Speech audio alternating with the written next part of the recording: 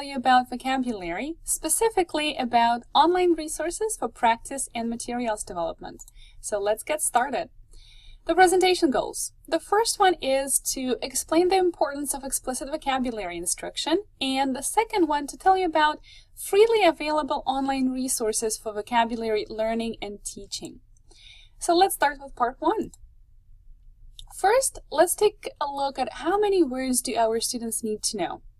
According to Nation, to show or to gain adequate comprehension, students need to know about 98% of the words, or have 98% coverage in a text, a written text or a spoken text.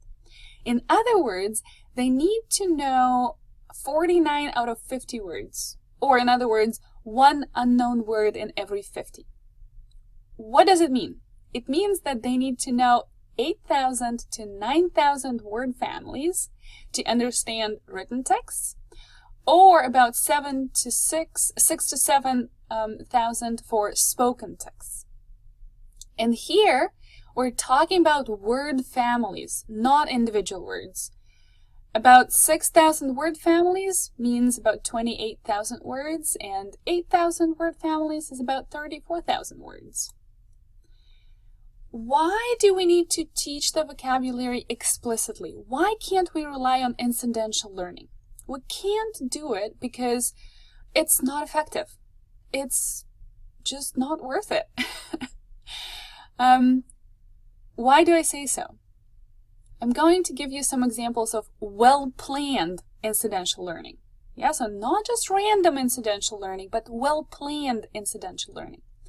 And as a result, only about 39% of the words are learned, or anywhere between from 21 to 37% of those words. We're not talking about even 70%, not 80, not 90. We're talking about very, very low percentage. In addition, when students engage in incidental learning, we usually recommend them to guess words. However, again, it's not productive, it's not helpful, and that's what research has shown. What do we need to do? Well, we need to teach those vocabulary words explicitly, because it's going to be faster and better.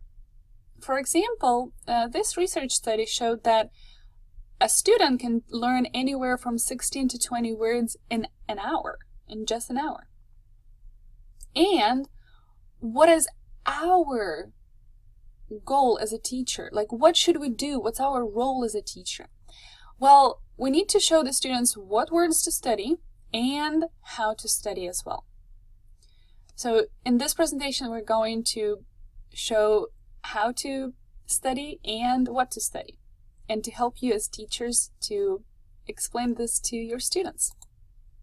All right, before we answer this question, we're going to ask it. And here you may pause the video and ask yourself, what does it mean to know a word?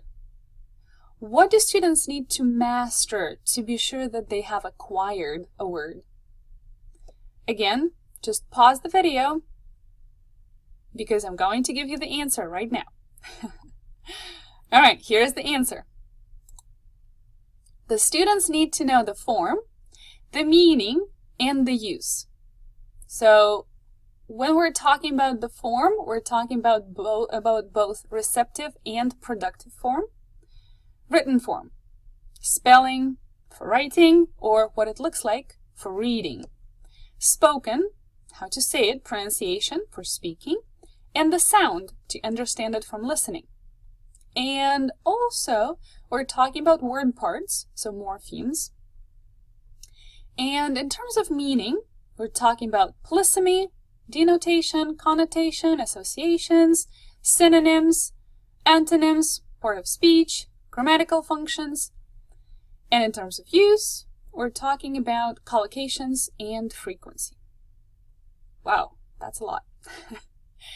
So this is what our students need to know in order to acquire a word.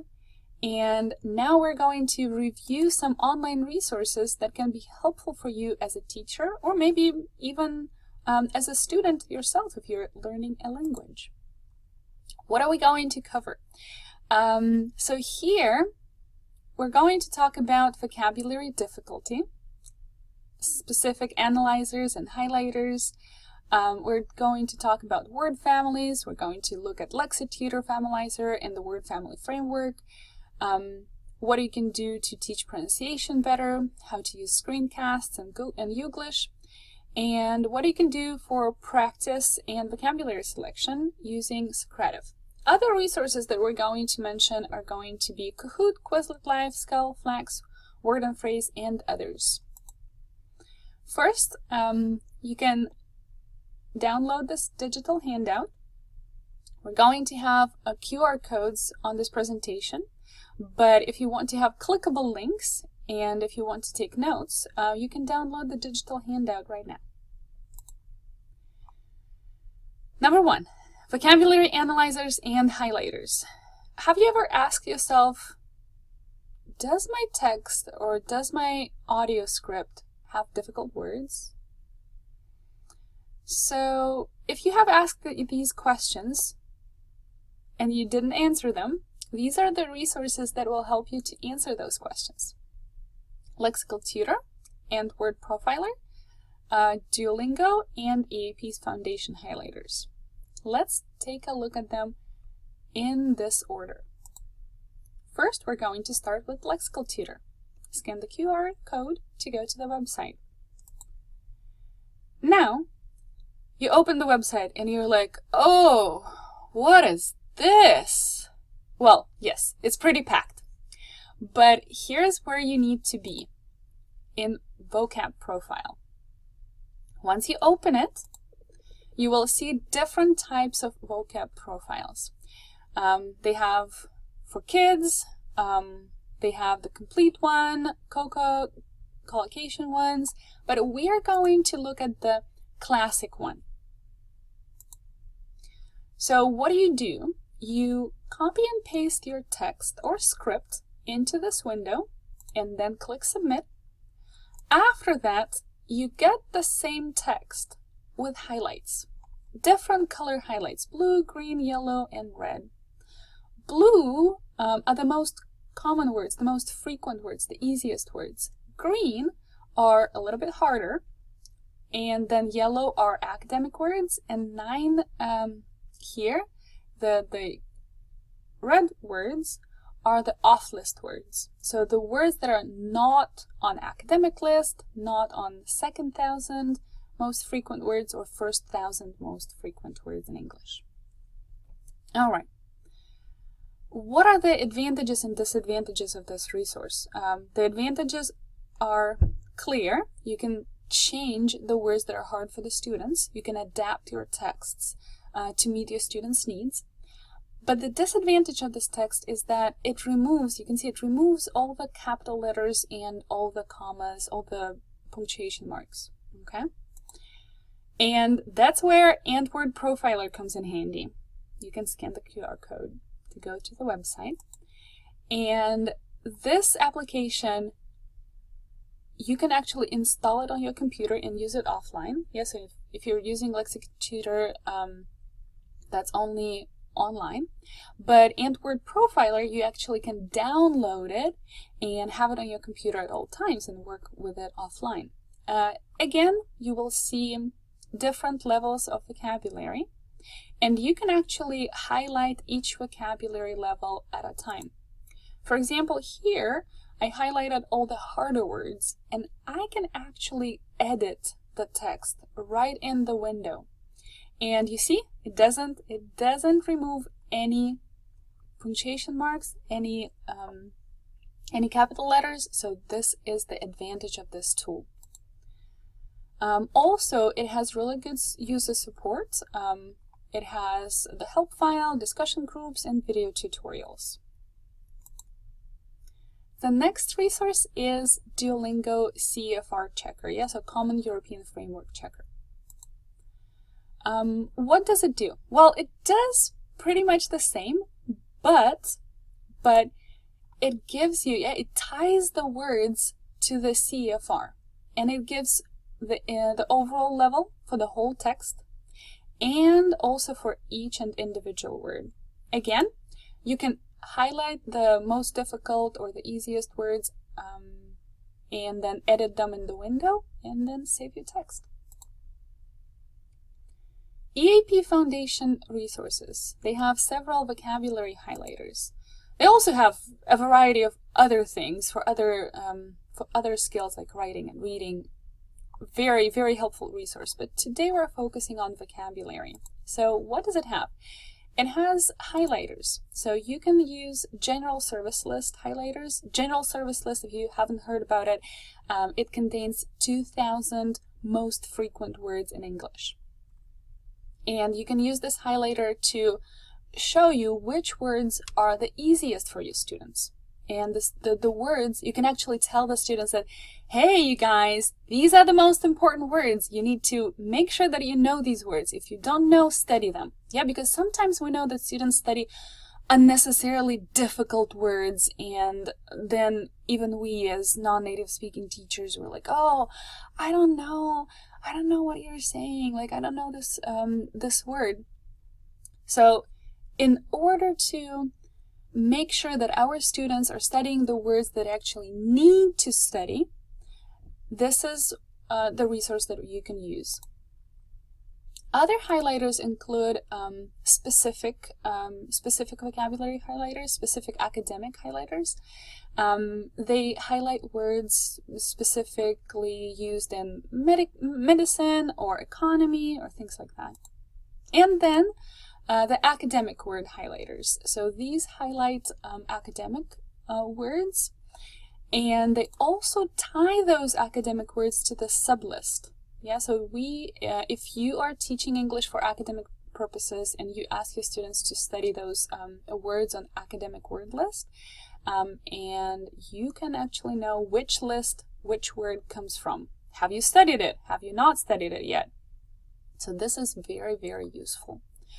And the best function here is that you can actually make gap fill activities in a click. You can click, and here you go, a simple gap fill. One more click and change it to head word gap fill or word family gap fill. Amazing. So fast and so easy. All right. This is our transition to the next slide, where I'm going to show you the word family activity that I created.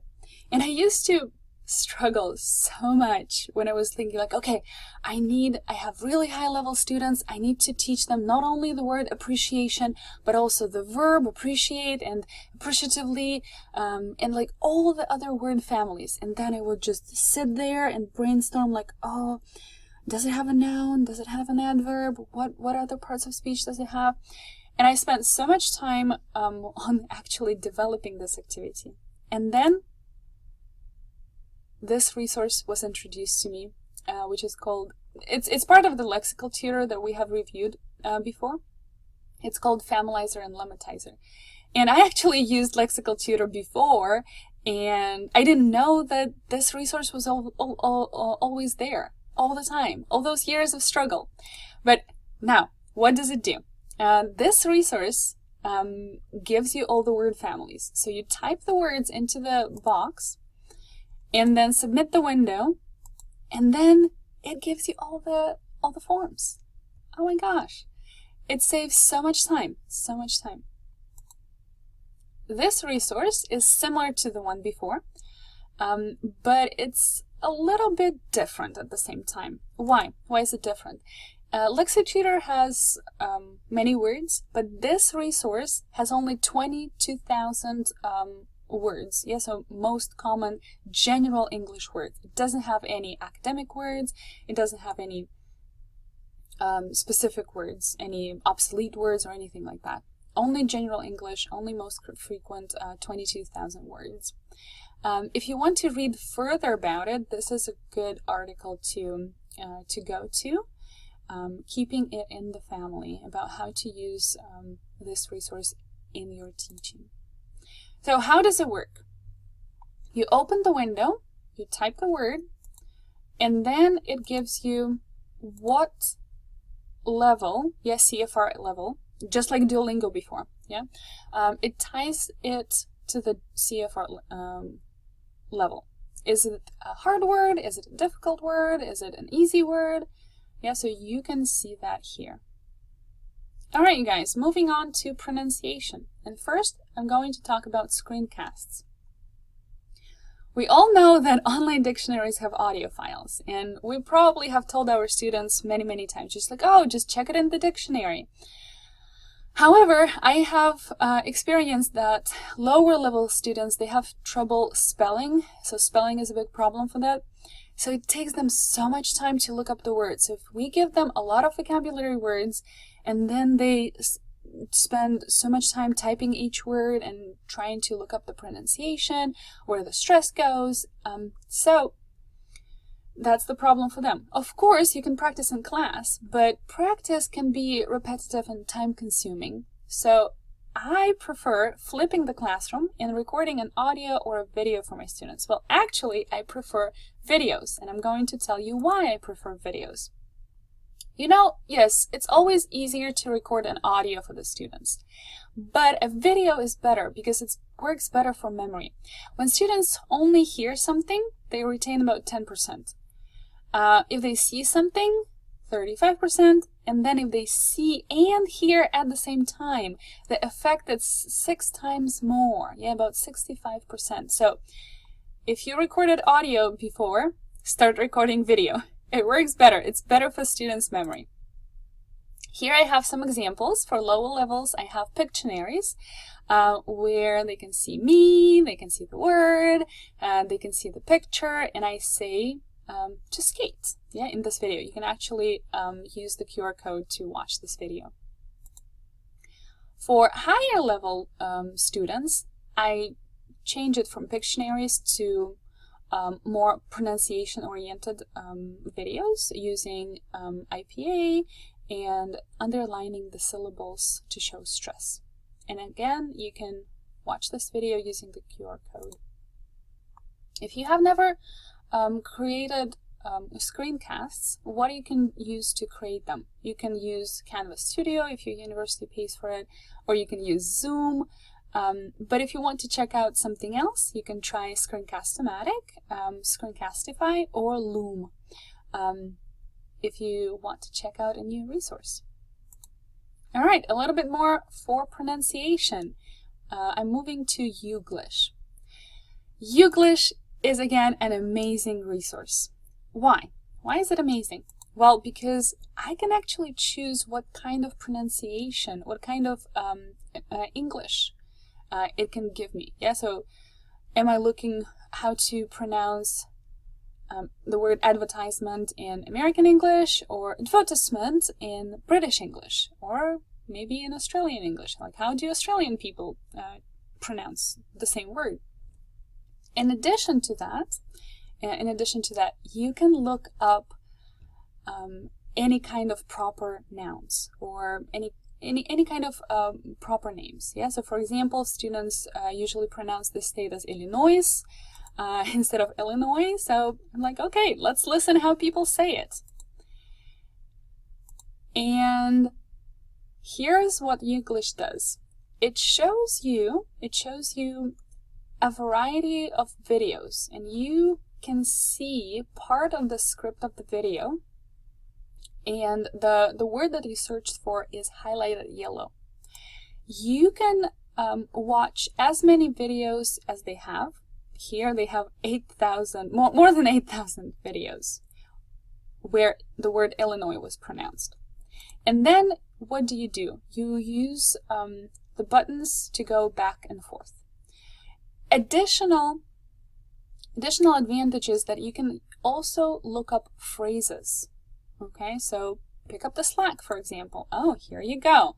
They don't have as many examples of phrases. Here they have 96, only 96, but still, 96 is, you're not going to watch all those 8,000 examples, right?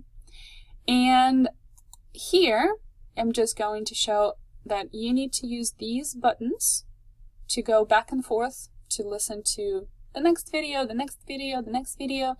You can hear many different people speaking in different contexts, in formal contexts and informal contexts, and from various backgrounds. Also, if you're studying any other language, not only English, or teaching it, they have other languages as well. Not that many, but I think it's amazing. All right. The last resource that I'm going to cover thoroughly is Socrative.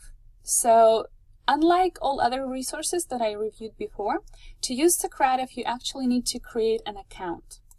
So once you open the link, you will choose Teacher Login and create an account.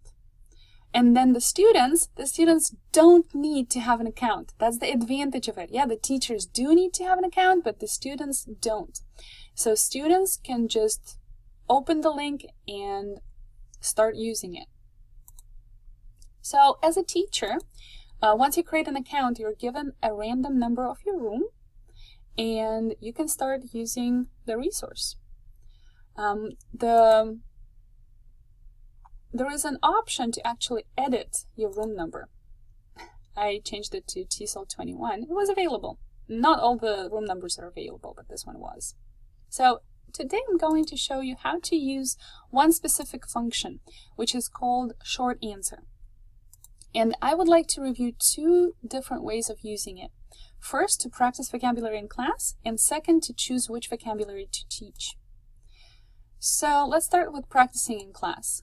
You can create a short answer. Write your answer, for example, listen to each question and type your answer. You will ask your students to use unlimited responses, and you can require their names if you want to. What do students need to do to log in? They open the link and they put the name of the room. If you ask for the names, they will enter the name, and then they will be able to answer. They will be able to type and then submit the answer. Type, submit the answer if you chose the unlimited answers. What can you ask? Well, pretty much anything. It's going to be similar as using the whiteboard, but instead of calling one person at a time to the whiteboard, you can ask the students at the same time and see all of their answers on the screen. You can ask for spelling, definitions, synonyms, antonyms, pretty much anything. For example, you can give spoken instructions like spell onomatopoeia, define tiny, type a synonym of big. So let's take a look at a sample answer, like what can it be? So here is something that you can be projecting, and here I am not showing the answers, I'm not showing the names, but I can see that I have received 11 answers overall. I can also see the names without the answers to see like, oh, how many students answered, who didn't answer, who answered how many times. Or to show only the answers without the names, or both at the same time. At the end, students can actually vote for the best answer if you want them to. So it's your call what to practice and how to practice, but it's a way to ask your students a question and get the answer from everybody, not just one person at a time. All right, the different use of Socrative. You can use Socrative for choosing which vocabulary to teach. You can choose specific words that you're going to focus more on. And because you're asking your students to tell you what words they want to learn or what words they don't know, you're also promoting student involvement and you cultivate autonomy. Here I just use the same function, short answer, and I change the question to read the text and type the unknown words in this box. And here are some answers. Like I look at the answers that the students gave me and I'm like, oh, they don't know the word tame. Oh, so many of them don't know the word tame. I should add it to my active vocabulary. And then I'm like, oh yeah, they don't know offspring, but these students, maybe I'm not going to add this word to the active vocabulary, but just explain what it means. Because I maybe think that it's not yet the time for them to know this word. And The great thing about this is that you can actually export student answers. You can keep them. You can download them as a PDF or as an Excel file, or save it to your drive or email it to yourself. Now, I'm going to briefly cover some resources. 2 resources are for games, and they're pretty popular, so I'm not going to talk about them in detail. So the first one is Kahoot, and you can create really engaging quizzes, vocabulary quizzes. Quizlet Live is part of Quizlet. And here you can actually play games testing students' vocabulary knowledge. And you play games in the classroom, and the students are randomly assigned to several teams depending on how many students you have in the classroom, and they answer the questions together. Some resources for collocations are SkELL, where you can see collocations of words and also provide some examples. FLAX, the advantage of it that you can actually choose what kind of language you're looking at. Some other resources for collocations are Word and Phrase, Oxford Collocations Dictionary, and Academic Collocation List from Pearson. If you want to read more about vocabulary, these are the books that I recommend. These are 3 of my favorite books about vocabulary. You can check them out, and that's it. Thank you very much for watching this presentation. I hope you learned something new, and if you have any questions, please feel free to email me or Elna's Kia, and here are our emails. Thank you and have a great day.